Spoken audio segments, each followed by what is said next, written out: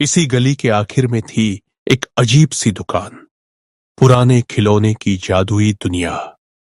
और उन्हें नहीं पता था कि एक खिलौना उनकी जिंदगी बदलने वाला है। आरव, ये जगह मुझे बिल्कुल भी अच्छी नहीं लग रही। चलना, घर चलते हैं। अरे पागल, हॉरर टाइप दुकान है, मजा आएगा, तू बस देख। क्या ढूंढ रहे हो बच्चे? बस कोई डॉल कुछ अलग सा हॉरर टाइप हो तो मजा आ जाए। हॉरर? समझदार लड़का है तू। ये है लबूबू डॉल, सबके पास नहीं जाती ये। काका ने जो डॉल निकाली वो बाकी सबसे अलग थी। बड़ी बड़ी आंखें, अजीब सी मुस्कान, मानो किसी राज को छुपा रही हो। ये हंस क्यों रही है ऐसे? अरे ये तो मासूम दिख रही है। सुनो, ये डॉल रात में खेलती है। अगर ये तुम्हें पसंद कर ले तो फिर ये तुम्हें कभी छोड़ती नहीं। हम कोई और ले लें प्लीज? कितना है काका? पैसों से ज्यादा हिम्मत चाहिए इसे रखने की। 300 रुपए दे दो, ले जाओ। आरव पैसे देता है।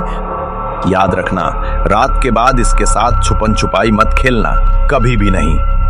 काका की चेतावनी हवा में गूंजती रही, लेकिन बच्चों के कानों में नहीं, उनके जोश में दब गई। और लाबूबू डॉल अब उनके साथ घर जाने के लिए तैयार थी। शाम तक आसमान गहरा हो चुका था, स्ट्रीट लाइटें जल चुकी थीं और लाबूबू चुपचाप अपना अगला गेम सोच रही थी। आरव, काका ने मना किया था ना, रात में मत खेलना। अरे यार, डरपोक मत बन, ऐसे ही डराने के लिए बोला होगा। आ गए तुम लोग? क्या लाए हो? एक डॉल, हॉरर वाली। हॉरर हॉरर बस यही चलता है तुम्हारे दिमाग में। रख दो, रात हो गई है, खाना खाकर सो जाओ। मम्मी, वो काका अजीब था। बच्चों ने डॉल को हंसी मजाक में लिया। मां के लिए वो सिर्फ एक खिलौना थी, लेकिन लाबूबू के लिए ये बस शुरुआत थी। आरव डॉल को अपने कमरे की शेल्फ पर रखता है। रात गहरी हो चुकी थी, शहर की आवाजें धीमी हो गई थी और ऐसे ही सन्नाटे में कुछ आवाजें साफ सुनाई देती हैं, जो शायद सुननी ही नहीं चाहिए। ब्रिया, हंस क्यों रही है? मैं तो सो रही हूँ। कमरे की शेल्फ पर रखी लाबूबू हल्की सी हिली, जैसे किसी ने उसे छुआ हो या जैसे वो खुद उठना चाहती हो। हवा में हिली होगी, लेकिन अगर सच में जिंदा हो ना तो बड़ा मजेदार होगा। आरव के लिए यह सिर्फ मजाक था, लेकिन लाबूबू के लिए यह निमंत्रण था गेम शुरू करने का। सुबह की धूप अक्सर रात के डर को मिटा देती है, और उस दिन डर ही एक नई शुरुआत करने वाला था। अरे लाबूबू कहाँ गई? क्या हुआ? डॉल यहाँ थी, रात को यहीं रखा था कसम से। तू ही कहीं रख के भूल गया होगा। आरव को यकीन था कि उसने डॉल वहीं रखी थी, पर कमरा खाली था, शेल्फ खाली थी, और किसी को यह नहीं पता था कि लाबूबू अब बिस्तर के नीचे से उन्हें देख रही थी।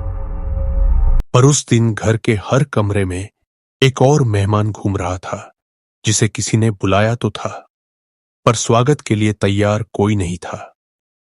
आरव, क्या हुआ? ये देख, ये यहाँ कैसे आई? देख, मैंने तो नहीं रखा यहाँ, शायद मम्मी ने रखी होगी। मैंने तो छुआ भी नहीं उस डॉल को। तीनों के जवाब अलग थे, पर सवाल एक ही था, डॉल यहां आई कैसे? और लाबूबू बस मुस्कुरा रही थी। दूसरी रात डर अब भी हल्का था, और जिज्ञासा अब भी ज्यादा। अगर तू सच में हॉरर डॉल है ना, तो कुछ करके दिखा। चल तेरे साथ गेम खेलते हैं, छुपन छुपाई। पागल हो गया है क्या? काका ने मना किया था। वो बस ड्रामा कर रहा था। लाबूबू, चलो आज रात से हमारा गेम शुरू। अगर तू जीत गई तो हमेशा हमारे साथ रहेगी। जैसे ही घड़ी ने 12 बजे कमरे की हवा बदल गई, मानो किसी ने अदृश्य दरवाजा खोल दिया हो गेम की दुनिया में। इस बार छुपन छुपाई बच्चों के बीच नहीं थी, इस बार उनका साथी था, एक डॉल जो खुद नियम बना रही थी। ठीक है, मैं गिनता हूं, तू चुप। और लाबूबू, तू भी। मुझे अच्छा नहीं लग रहा। 1, 2, 3, 10, 20, 30। आ रहा हूं। तू हंस रहा है क्या? नहीं, मैं तो तेरे पास ही हूं।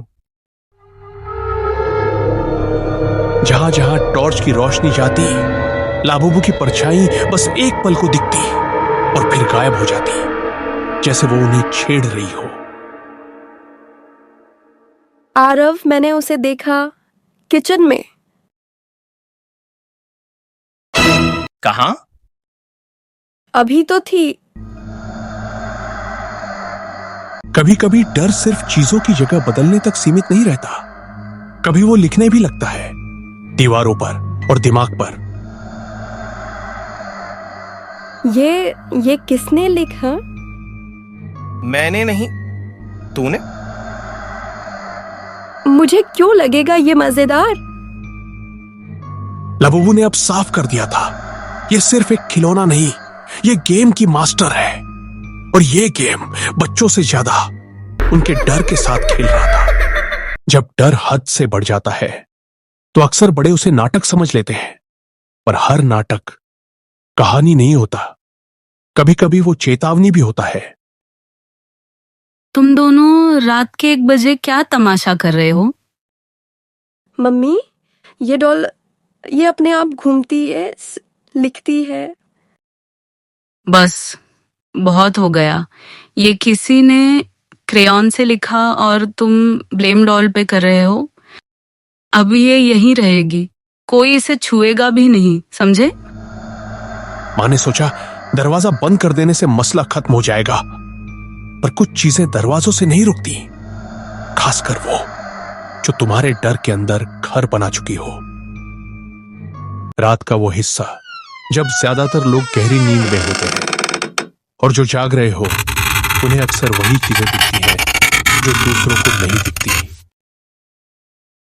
आराम। शायद चूहा होगा।